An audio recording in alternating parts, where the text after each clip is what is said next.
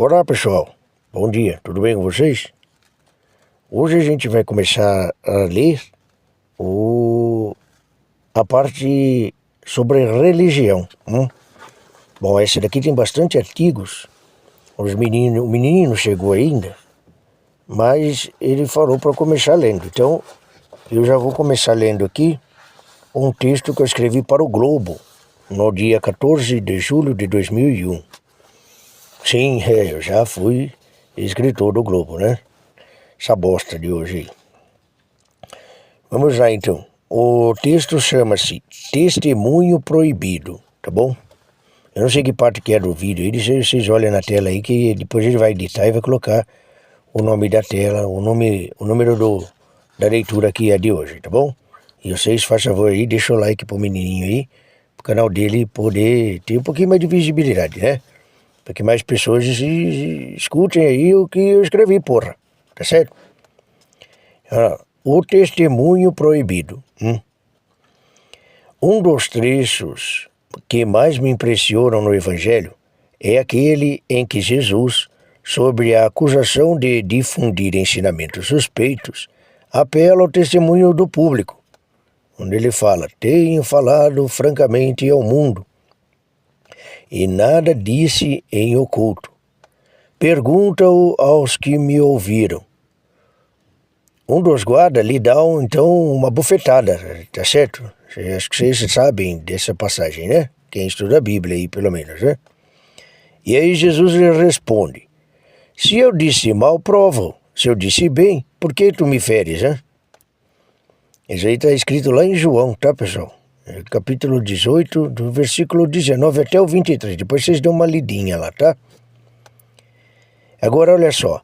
Quando Northrop Frye demonstrou em The Great Code que na última instância, todos os enredos da literatura de ficção estão prefigurados nos livros sacros, ele se esqueceu de dizer que todos os acontecimentos das nossas vidas estão prefigurados na literatura de ficção. Que é a ficção, afinal, senão o conjunto dos esquemas imaginários das vidas possíveis, Bem, pelo menos assim eu entendi Aristóteles, mestre de Free. E que é o conjunto das vidas possíveis, senão a sinfonia dos ecos terrenos da vida divina, a reverberação do eterno no tempo. Nossas biografias, pessoal, são as cópias de uma cópia. Por trás delas, a única história se passou, uma só, a da vida, paixão e morte do nosso Senhor Jesus Cristo, tá certo? A cena do testemunho rejeitado repete-se milhões de vezes ao longo dos séculos, onde quer que um escritor, um professor, um orador seja acusado de dizer o que não disse, de ensinar o que não ensinou, de pregar o que não pregou. Se nesse momento alega o testemunho público de seus escritos, de seus ouvidos, de tudo o que é arquinotório e documentado, isso não o livra da má vontade do juiz iníquo. O simples desejo de provar é tido como insolência, gente. Calem-se as testemunhas, suprimam-se os documentos. O que vale não é a palavra de quem viu, leu ou ouviu. O que vale é a palavra de quem, nada tendo visto, lido ou ouvido, conjetura, suspeita e acusa. A ignorância maliciosa torna-se fonte de autoridade, gente, suprimindo não somente os fatos, mas a simplicidade, a possibilidade de alegá-los.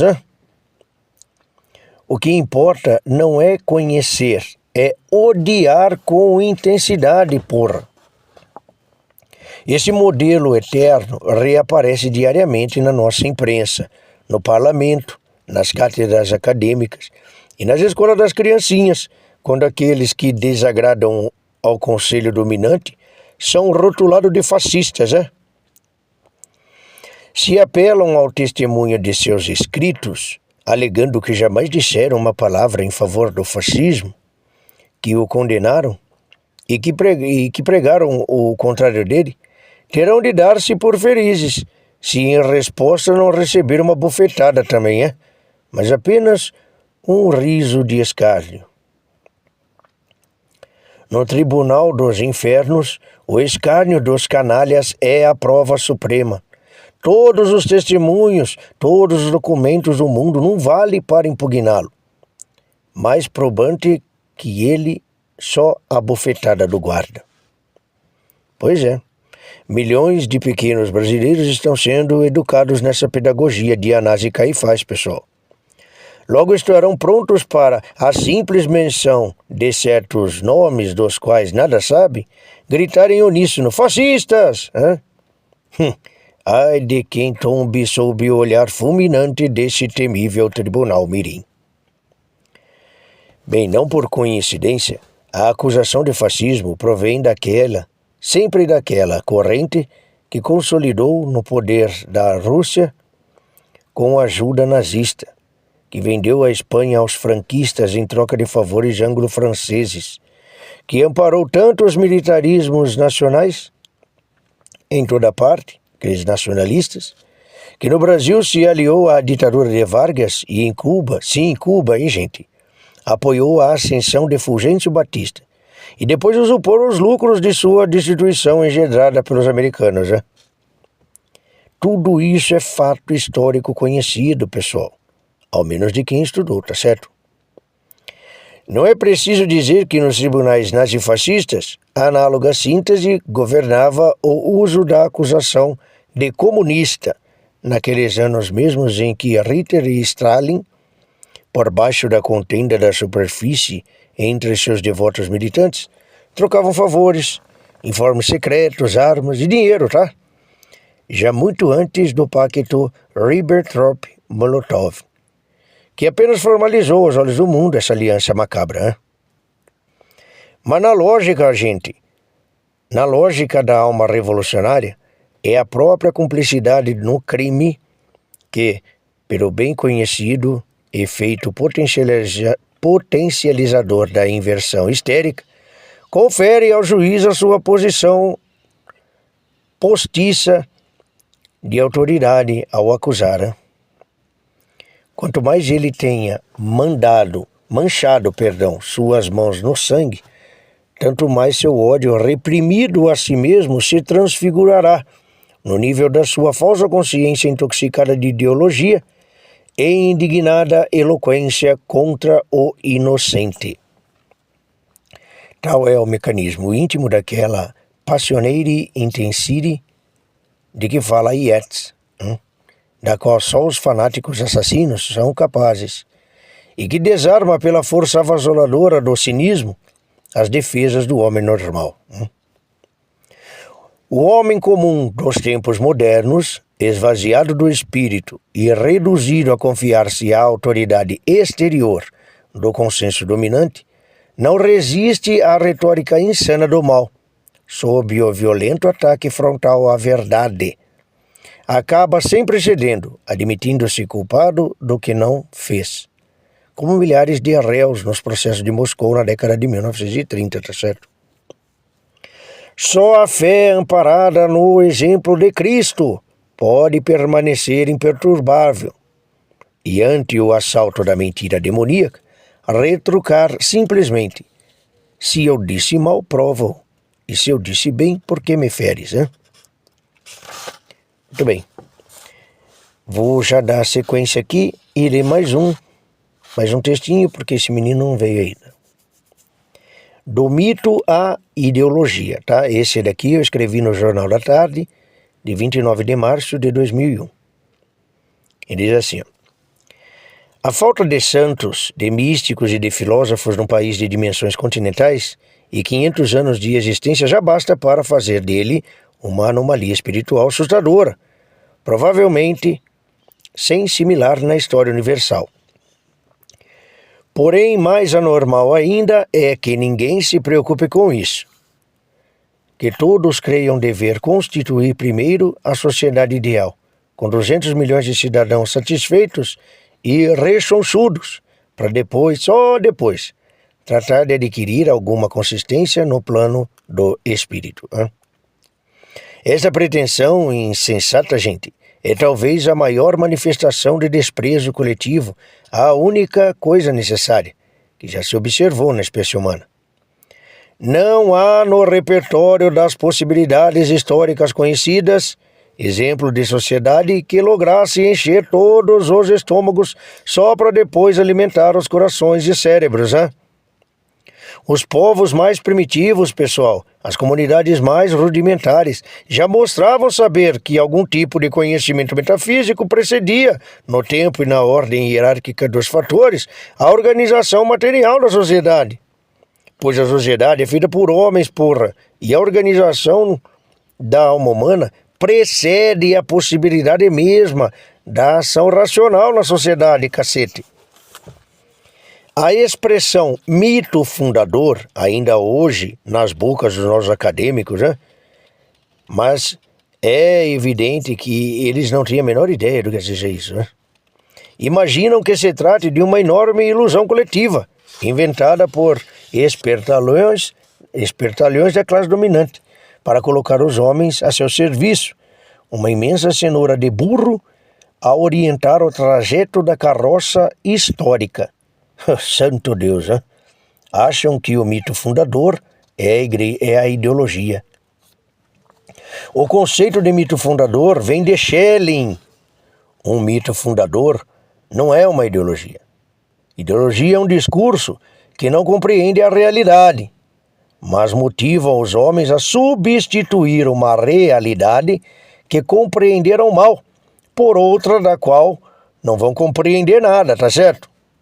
Inspirados pela ideologia do socialismo, os seguidores de Lenin substituíram a sociedade czarista, da qual tinham uma compreensão falseada, pela monstruosidade incompreensível que foi a sociedade soviética, Inspirado nos falsos diagnósticos sociais de Hitler, os nazistas desmantelaram uma república que não compreendiam e puseram no lugar dela um pesadelo ininteligível.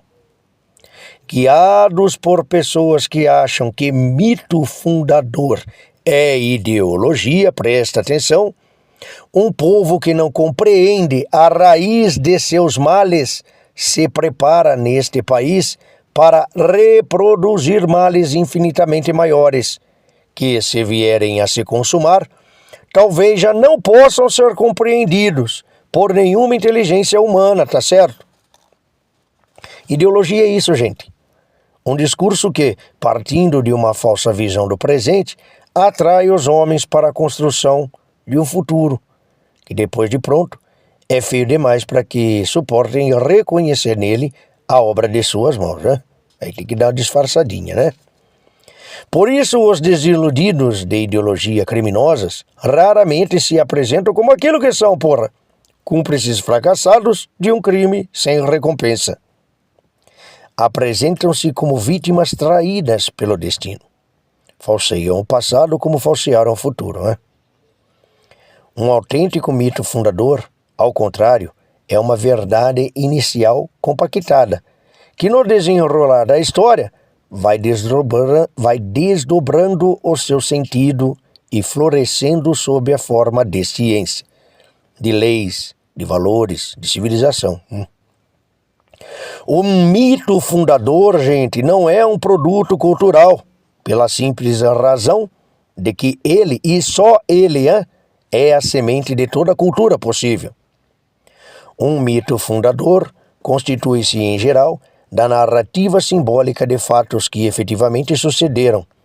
Fatos tão essenciais e significativos que acabam por transferir parte do seu padrão de significado para tudo o que vem acontecer em seguida, numa determinada área civilizacional. Assim, por exemplo, Northrop Free demonstrou que todos os esquemas narrativos conhecidos na grande literatura ocidental são variações de enredos bíblicos, Ora, gente, os esquemas narrativos da literatura superior são os padrões de autocompreensão imaginativa de uma civilização, E os padrões de autocompreensão imaginativa são, por sua vez, os esquemas de ações possíveis, tá ok?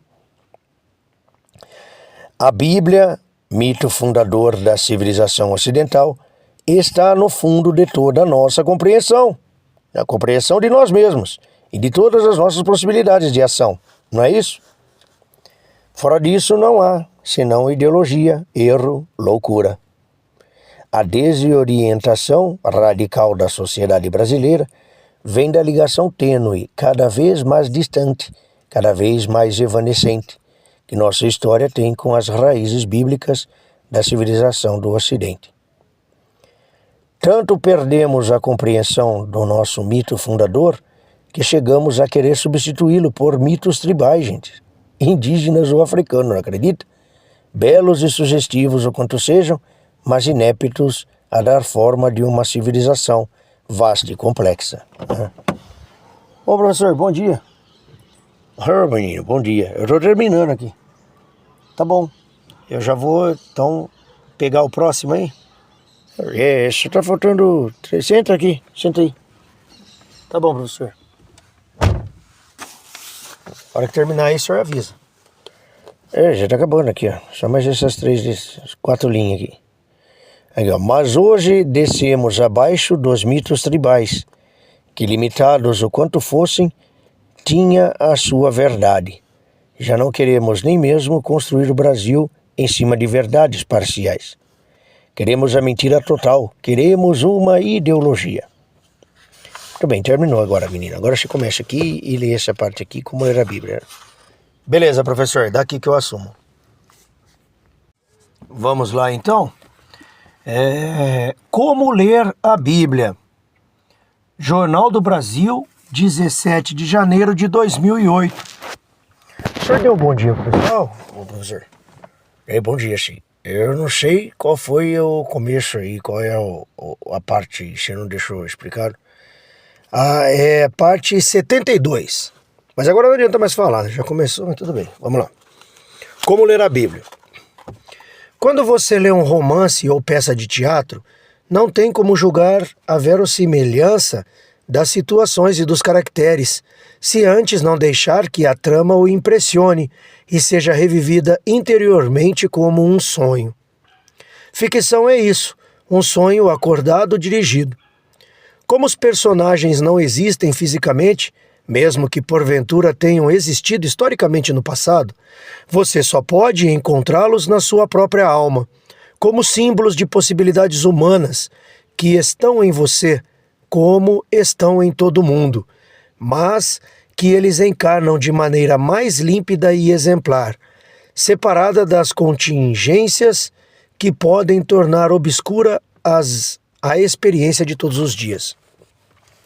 A leitura de ficção é um exercício de autoconhecimento antes de poder ser análise literária, atividade escolar ou mesmo diversão.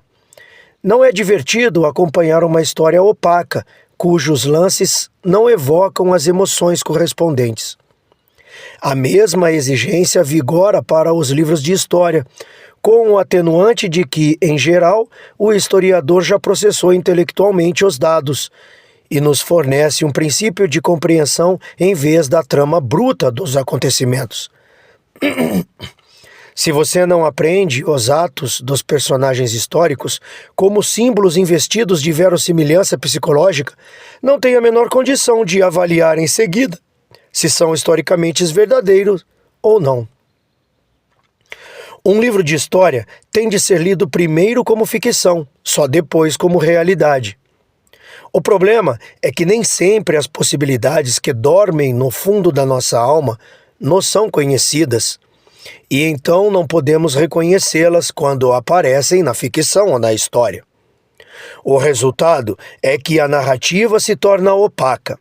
Pior ainda, você pode se deixar enganar por falsas semelhanças, reduzindo os símbolos da narrativa a sinais convencionais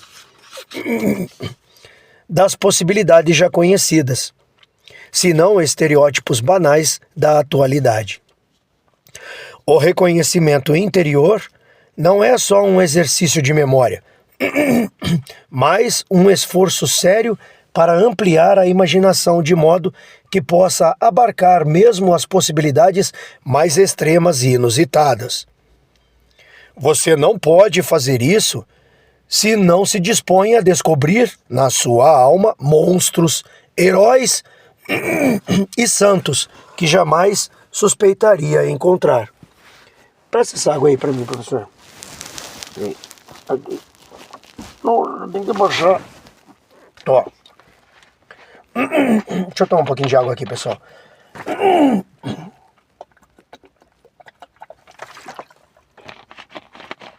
Tem uma série minha aí, professor, que tá me deixando maluco. Tá me deixando rouco. O que você tá fazendo? Eu não tô tentando achar um meio aí pra poder fazer com que essa turma aí dê menos trabalho. Eles não param de levantar da sala. E são muitos.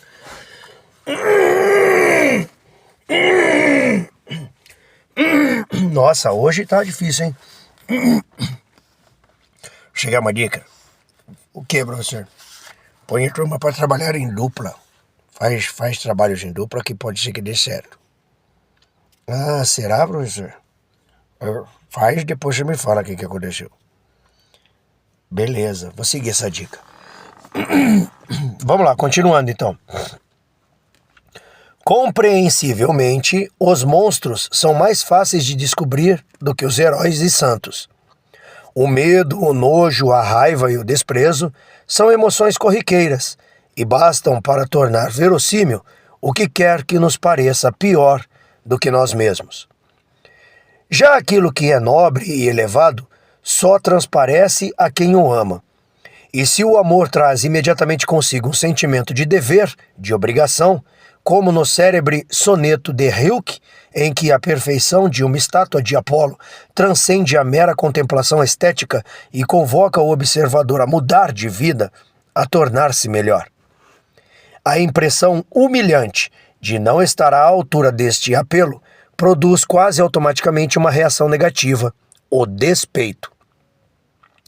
Negando a existência do melhor, reduzindo-o ao banal ou fazendo dele uma camuflagem enganosa do feio e do desprezível, a alma encontra um alívio momentâneo para o seu orgulho ferido, restaurando uma autoimagem tranquilizante às custas de encurtar miseravelmente a medida máxima das possibilidades humanas. Se esse problema existe em qualquer livro de ficção ou de história, imaginem na Bíblia, onde o personagem central é o próprio Deus. Abrir-se ao chamado da perfeição divina é trabalho para uma vida inteira, e mais uns dias ainda, e vem estremeado de inumeráveis derrotas e humilhações. Mas sem isso você não compreenderá uma só palavra da Bíblia. 100% do ateísmo militante consiste em despeito e incapacidade de leitura séria. O próximo artigo chama-se Para Além da Sátira. E o senhor escreveu, professor, na Folha de São Paulo, no dia 31 de agosto de 2004. Eu vou ler ele, beleza? Tudo bem, pode ler. Não há discussão possível sem o acesso dos interlocutores a um mesmo conjunto de dados. Os dados do presente artigo estão nos livros Their Blood Cries Out, The Untold Story of Persecution Against Christians in the Modern World. Nossa, que nome grande de livro, hein? De Paul A. Marshall e Lela Gilbert. Foi publicado pela Dallas World Publishing em 1997. E o outro livro é Persecution: How Liberals Are Waging War Against Christianity, de David Limbaugh. Foi publicado em Washington, na Regenary, em 2003. E nos sites Religion Tolerance Freedom House, Watson, Webs e Persecution. Tem os dados do site aqui, mas eu não vou. Vamos pular isso aí. Dessas fontes, a primeira demonstra, acima de qualquer dúvida razoável, que está acontecendo em países islâmicos e comunistas um morticínio organizado de cristãos, sem outro motivo que não o de serem cristãos, alcançando já um total de mais de 2 milhões de vítimas desde a última década. A segunda mostra, com idêntica riqueza de evidências, um tipo diferente de perseguição que só se observa no outro lado do mundo, o genocídio cultural anticristão nos Estados Unidos. Sob a pressão do lobby politicamente correto, que domina as classes superiores e a mídia, os cristãos americanos vêm sendo expulsos deliberadamente e sistematicamente das instituições de ensino e cultura, proibidos de rezar em voz alta nas escolas, nos quartéis, nas repartições públicas e em muitas empresas privadas. Nossa, isso o senhor escreveu em 2004, hein, professor? Nós passamos aí por situações terríveis aí, onde prenderam pessoas rezando na rua, na Europa aí, na Inglaterra. Pois é uma escalada, né? Então, fica sempre pior. Estudantes são punidos porque entraram em classes com o crucifixo ou uma Bíblia. Associações cristãs de caridade são ostensivamente desfavorecidas na distribuição de verbas oficiais. Candidatos cristãos a cargos públicos são vetados por conta de sua religião. Enquanto um fluxo ininterrupto de propaganda anticristã inunda as livrarias, os jornais e os cinemas. O Corpo e o Código da Vinci são só 2 exemplos das mais populares. Alguns estados tornaram obrigatório o ensino do islamismo e das religiões dos índios americanos nas escolas, punindo qualquer preferência cristã ostensiva com estágios obrigatórios de reeducação da sensibilidade, que inclui horas de recitações corânicas ou prática de ritos indígenas. Desde a Lei dos Direitos Civis, jamais alguma comunidade minoritária americana sofreu discriminação tão ampla, tão prepotente e tão mal disfarçada como aquela que hoje vem sendo imposta à maioria cristã. As demais fontes mencionadas fornecem confirmações às 2 primeiras, em dose superior ao que poderiam exigir as mentes mais lerdas e recalcitrantes. Embora se passem em hemisférios opostos, os 2 fenômenos estão interligados. A indústria cultural, que usa de todo o seu poder para fomentar o preconceito contra o povo cristão dentro da própria América, não haveria de querer alertá-lo, ao mesmo tempo, para o perigo da morte que ronda os seus correligionários na Ásia e na África. Ele poderia ver nisso uma antecipação do destino que o aguarda, já que todo genocídio vem sempre antecedido da destruição das defesas culturais da vítima. A conexão, assim, torna-se óbvia. Sem a cumplicidade ativa ou passiva, barulhenta ou silenciosa do establishment anticristão do Ocidente, nunca os ditadores da China, do Sudão, do Vietnã e da Coreia do Norte poderiam continuar matando cristãos sem ser incomodados. O discurso da mídia em favor de minorias, hoje privilegiadas, que nos Estados Unidos nunca sofreram uma parte ínfima do sofrimento imposto aos cristãos do mundo, discurso sempre acompanhado da inculpação, ao menos implícita, do cristianismo, é ele mesmo um meio eficaz de dessensibilizar o público para a perseguição anticristã. O pesadelo de povos inteiros trucidados ante o olhar indiferente do mundo e os sorrisos sarcásticos dos bem-pensantes repete-se igualzinho ao dos anos 1930. 8 milhões de ucranianos ameaçados por Stalin poderiam ter sobrevivido ao New York Times não assegurasse que estavam em mãos boas. 6 milhões de judeus poderiam ter sido poupados se na Inglaterra o Sr. Chamberlain, nos Estados Unidos, os comunistas comprados pelo pacto Ribbentrop-Molotov E na França, uma esquerda católica podre, sob a liderança do açucarado Emmanuel Mounier, não garantissem que Adolf Hitler era da paz. A credibilidade dos apaziguadores é uma arma letal a serviço dos genocidas. Mas hoje não é preciso nem mesmo desmentir o horror. Ninguém sabe que ele existe. O mundo estreitou-se às dimensões de uma telinha de TV, de uma manchete de jornal. O que não cabe nelas está fora do universo. A mídia elegante tornou-se o maior instrumento de controle e manipulação jamais concebido pelos supremos tribunais tiranos. Concebido pelos supremos tiranos, não tem tribunal. Joseph Goebbels e Will Munzenberg eram apenas amadores. Acreditavam em propaganda ostensiva, quando hoje se sabe que a simples alteração discreta do fluxo de notícias basta para gerar nas massas uma confiança ilimitada nos manipuladores e o ódio feroz a bodes expiatórios, sem que ninguém pareça tê-las induzido a isso. O tempo das mentiras repetidas está superado. Entramos na era da inversão total. Por isso mesmo, dizê-lo é inútil. Conheço bem a classe letrada brasileira.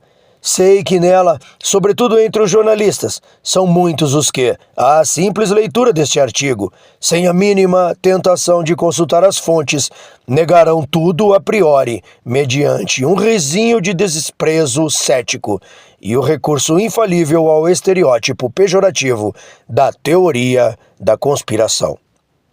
Serão ouvidos com aprovação, como se fossem as supremas autoridades no assunto. E eu passarei por louco. Um mundo em que trejeitos afetados convencem mais que toneladas de provas está abaixo da possibilidade de ser descrito até mesmo pelos instrumentos mais contundentes da arte da sátira. George Orwell, Karl Kraus, Eugene Ionesco, Franz Kafka e até mesmo Alexandre Zinoviev, professor de lógica matemática que usou os instrumentos de sua disciplina para forjar uma linguagem apta a representar literariamente a incongruência total da vida soviética, prefeririam calar-se.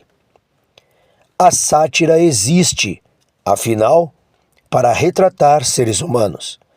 Ela paira acima da estupidez satânica, incapaz de descer o bastante para poder descrevê-la. Fim da leitura.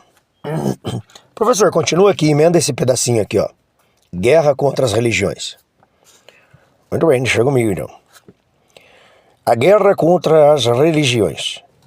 Bem, eu escrevi isso daqui no Diário do Comércio no dia 23 de janeiro de 2006. Muito bem. Embora desde a Revolução Francesa o grosso da violência militante tenha se originado sempre nas ideologias materialistas e escolhido como vítima preferencial a população religiosa, embora a perseguição aos católicos ortodoxos, protestantes e judeus tenha matado mais gente só no período de 1917 a 1990 do que todas as guerras religiosas somadas mataram ao longo da história universal, embora nas 2 últimas décadas o morticínio de cristãos tenha voltado a ser rotina nos países comunistas e islâmicos, chegando a fazer quase 150 mil vítimas por ano, gente. Embora todos esses fatos estejam de facílima comprovação e de domínio público, e embora nas próprias nações democráticas o acúmulo de legislações restritivas exponha os religiosos ao perigo constante das perseguições judiciais, a grande mídia, gente, e o sistema de ensino na maior parte dos países insistem em continuar usando uma linguagem na qual a religião é sinônimo de violência fanática, e na qual a eliminação de todas as religiões é sugerida, ao menos implicitamente, como a mais bela esperança de paz e liberdade para a humanidade sofrida. A mentira gigantesca em que se sustenta essa campanha é tão patente, gente, tão ostensiva, tão cínica, que combatê-la só no campo das discussões públicas é o mesmo que querer parar um assassino, ladrão ou estuprador, mediante a alegação polida de que seus atos são ilegais, cacete. Os mentores e autores da campanha antirreligiosa universal sabem perfeitamente que estão mentindo, hein? Não precisam ser avisados disso, gente. É preciso ser detidos, hein? Eles precisam ser detidos, desprovidos de seus meios de agressão, reduzidos à impotência e tornados inofensivos como os tigres empalhados, tá certo? A propaganda insistente contra uma comunidade exposta ao risco não é simples expressão de opiniões. É ação criminosa, porra! É cumplicidade ostensiva ou disfarçada com genocídio, hein? Aqueles que a praticam não devem ser apenas contestados educadamente, como se tudo não passasse de um pacífico debate de ideias. Devem ser responsabilizados judicialmente por crimes contra a humanidade, hein? A jurisprudência acumulada em torno das atrocidades nazistas, unânimes em condenar a cumplicidade moral, mesmo retroativa, hein, fornece base mais que suficiente para condenar, por exemplo, um Richard Dawkins, quando sai alardeando que o judaísmo e o cristianismo são abuso de menores, como se a noção mesma da proteção à infância não tivesse sido trazida ao mundo por essas religiões, e como se elas não fossem hoje o último obstáculo à erotização total da infância e a subsequente legalização universal da pedofilia, já praticamente institucionalizada no Canadá, um dos países mais ateus do universo, pensa só. Quando o Sr. Dawkins, meus filhos, se diz avesso ao abuso de meios violentos para extinguir as religiões, mas propõe os mesmos objetivos ateísticos que há 2 séculos buscam realizar-se precisamente por esses meios, ele sabe perfeitamente que a ênfase do seu discurso e, portanto, o seu efeito sobre a plateia está na promoção dos fins e não na seleção dos meios, né? Voltaire, gente, quando bradava "esmagai a infame", e negava estar incitando quem quer que fosse a violência física contra a Igreja Católica, tá certo? Mas quando os revolucionários de 1789 saíram incendiando conventos, porra, destripando freiras, decapitando bispo, esse era o grito que ecoava nos ouvidos. Isso aí é pelas suas bocas, porra! Se a religião é, segundo o Sr. Dawkins, o maior de todos os crimes, a matança de todos os religiosos terá sempre o atenuante de gravidade menor e o da sublime intenção libertadora, tá certo? Quando no começo do século XX, Edward Drummond escrevia La France Juive, ele não tinha na mente nenhuma crueldade a ser praticada coletivamente contra os judeus, tá certo? Mas é impossível ler hoje suas páginas sem sentir o cheiro das câmaras de gás, gente. Uma única e breve página vagamente antissemita escrita por Winston Churchill na juventude precipitou numa tal crise de arrependimento, gente, diante da ascensão do nazismo, que isso decidiu o restante da sua vida de líder e combatente. Drummond morreu em 1917, tá bom? Mas ele não poderia ter adivinhado o destino que os leitores dos seus livros dariam aos judeus, tá certo? Mas o Sr. Dawkins não precisa adivinhar o futuro para calcular o efeito das suas palavras, porra. Conhece a história do século XX. Sabe a que resultados levam não somente as propostas explícitas, como a de Lenin, varrer o cristianismo da face da terra, mas também o anticristianismo mais sutil, mais sofisticado, de um Heidegger, que, pretendendo expulsar Deus para fora da metafísica, convocou Adolf Hitler para dentro da história, porra. O homem que, sabendo de tudo isso, se oferece para gravar programas de TV que apresentam a religião como a raiz de todos os males, como se os mais amplos morticínios da história não fossem males de maneira alguma, Esse homem é simplesmente um apologista do genocídio, um criminoso vulgar, como qualquer neonazista de arrebalde, tá certo? O senhor Dawkins, gente, ultrapassou já aquele limite da truculência mental e do desprezo à verdade, para além do qual toda discussão de ideias se torna inútil, né? Não se trata de provar nada para o senhor Dawkins, né? Trata-se de provar seu crime perante os tribunais, o dele e o de inumeráveis organizações militantes, subsidiadas por fundações bilionárias, dedicadas a fomentar por todos os meios o ódio às religiões. Bem, todas as organizações religiosas que não se mobilizarem para a defesa comum, não só no campo midiático, mas no judicial, tá certo? Devem ser consideradas traidoras, colaboracionistas e vendidas ao inimigo, porra! E não espanta que usem para legitimar sua covardia abominável o pretexto do perdão e da caridade, prostituindo o sentido da mensagem evangélica que manda cada um de nós perdoar as ofensas feitas a ele próprio. Nunca pavonear-se de cristão mediante o expediente fácil de perdoar crimes cometidos contra terceiros, que, aliás, nunca lhes deram procuração para isso, né? Não é um discípulo de Jesus aquele que, vendo seu irmão ser esbofeteado, se apressa em cortejar o agressor, oferecendo-lhe a outra face da vítima. Tudo bem. Menino, tem um outro artigo que eu escrevi na sequência e é do mesmo jornal. Ele chama Fundamentalismo, é uma pergunta, né? Fundamentalismo? E é só um trechinho aqui, se você quiser ler. Senão eu continuo. O senhor que sabe, professor? Não, então eu sei. Lê essa partinha aqui que eu fico de tocaia aqui para ler a sequência, tá bom? Beleza, dá aqui então. Não, deixa eu ler, vai. Daqui porra nenhuma, fica aí. Você já lê na sequência que eu quero descansar, que eu já quero ir no banheiro também. Ué, tudo bem, professor, você que decide. Então, fundamentalismo é uma pergunta, ok? O mais extraordinário é que as forças anticristãs e antijudaicas, mal escondendo seu apoio à ocupação islâmica do mundo ocidental, prevalecem-se da própria imagem sangrenta do radicalismo islâmico para projetá-la sobre todas as comunidades religiosas, sobretudo aquelas que são vítimas usuais da violência muçulmana, e transmitir ao mundo a noção de que todas são, no fundo, terroristas, ok?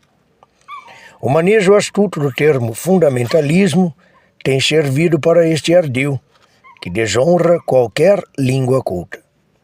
Este termo designava originariamente certas seitas protestantes afeitas a uma leitura literal da Bíblia, ou mais genericamente, qualquer comunidade religiosa decidida a conservar o apego às suas tradições. Um direito que hoje se reserva para muçulmanos, índios, africanos e seus descendentes, negando todo o restante da espécie humana. Bem, ao transferir o uso desse qualificativo para os terroristas islâmicos, a grande mídia, pessoal, e os intelectuais ativistas que frequentam ela cometeram uma impropriedade proposital. De um lado, esse uso camuflava o fato de que esses radicais não eram de maneira alguma tradicionalistas. Eram revolucionários profundamente influenciados pelas ideologias de massas ocidentais, comunismo e nazifascismo, bem como pelo pensamento vanguardista de Heidegger, Foucault, Derrida e tutti quanti. De outro lado, e por isso mesmo, o termo assim empregado ia se imantando de conotações repugnantes, preparando o seu uso futuro como arma de guerra psicológica contra as mesmas comunidades religiosas que o radicalismo islâmico tomava e toma como suas vítimas preferenciais, os cristãos e os judeus.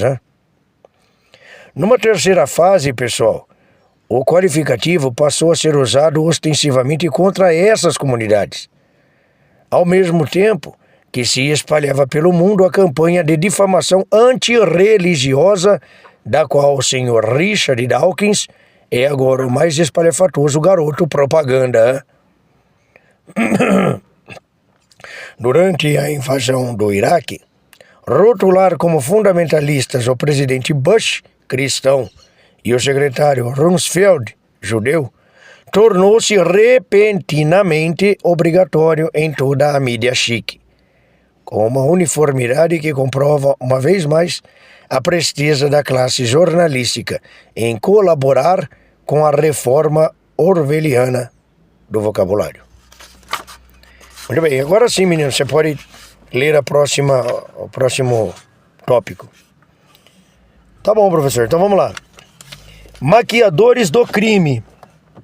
O professor escreveu no Diário do Comércio no dia 20 de setembro de 2010. E começa assim. Lenin dizia que, quando você tirou do adversário a vontade de lutar, já venceu a briga.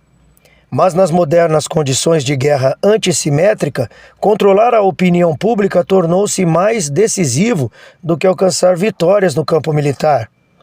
A regra leninista converte-se, portanto, automaticamente na técnica da espiral do silêncio.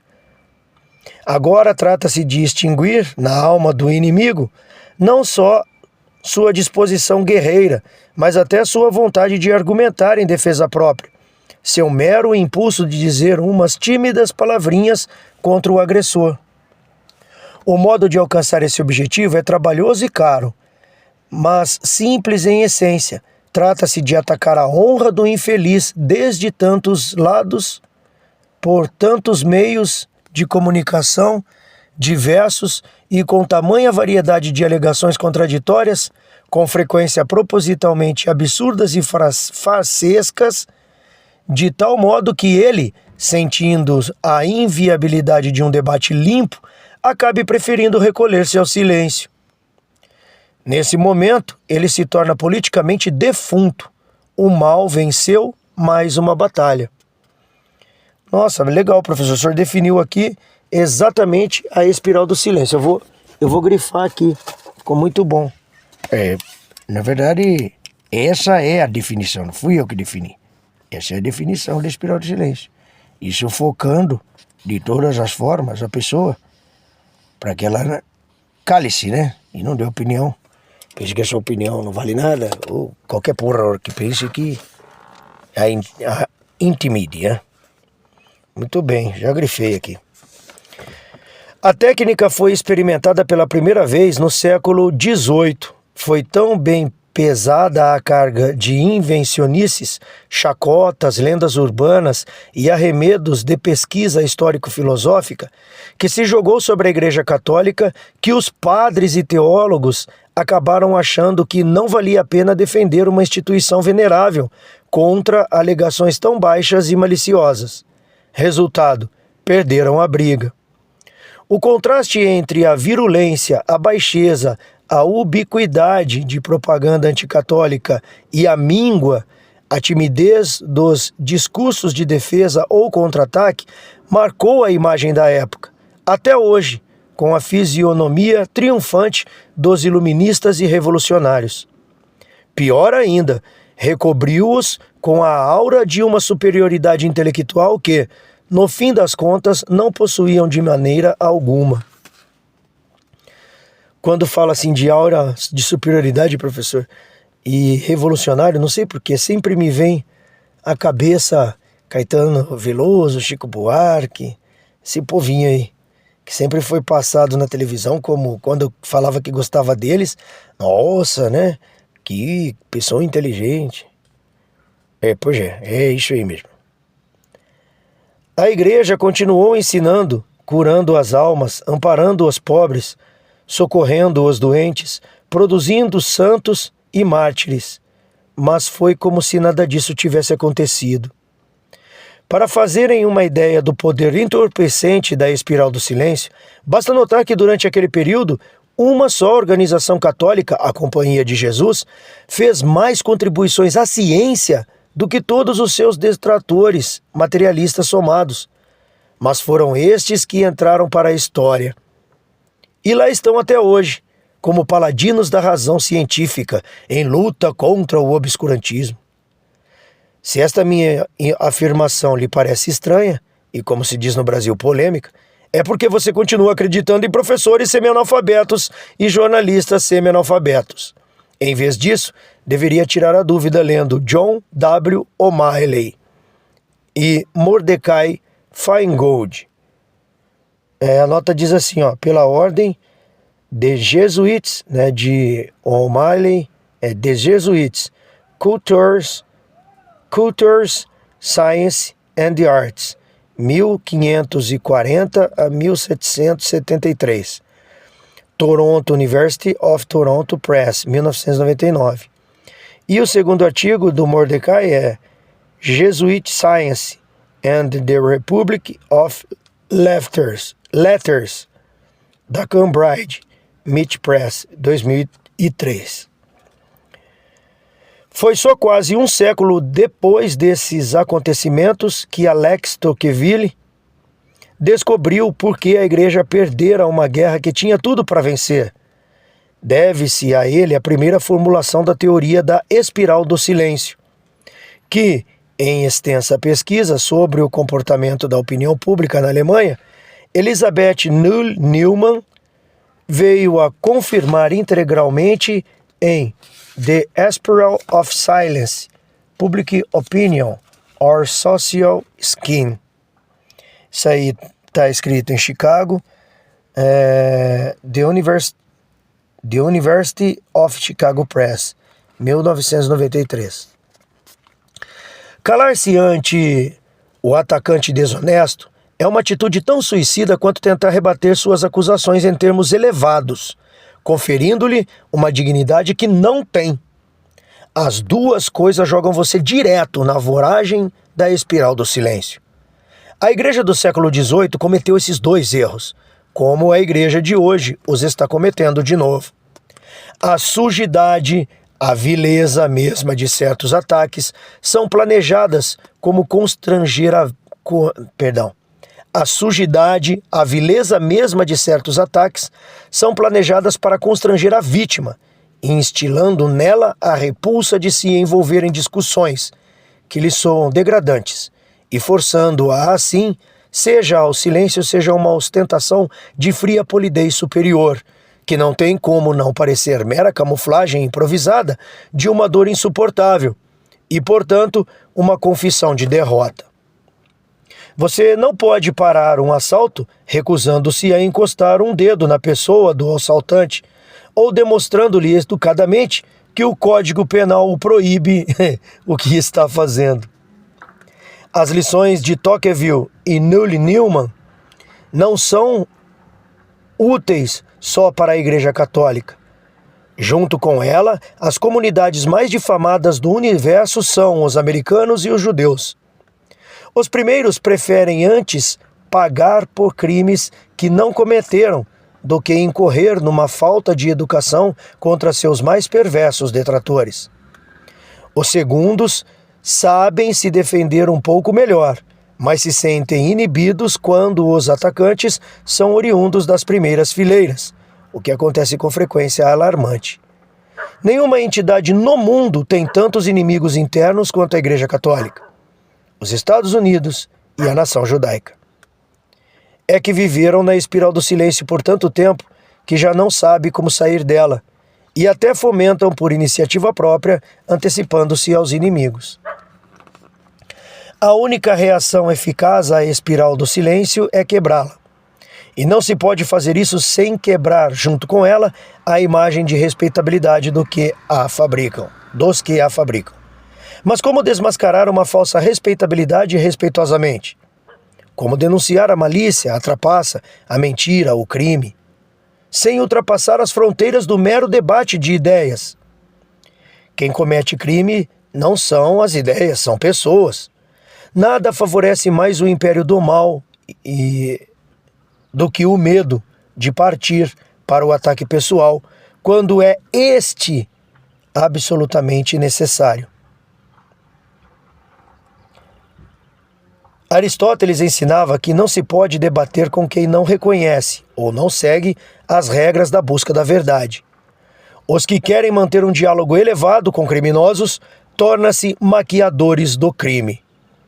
São esses os primeiros que, na impossibilidade de um debate honesto e temendo cair no pecado do ataque pessoal, se recolhem ao que imaginam ser um silêncio honrado, entregando o terreno ao inimigo. A técnica da espiral do silêncio consiste em induzi-las a fazer precisamente isso. Muito bem, terminamos esse capítulo. Vamos para o outro?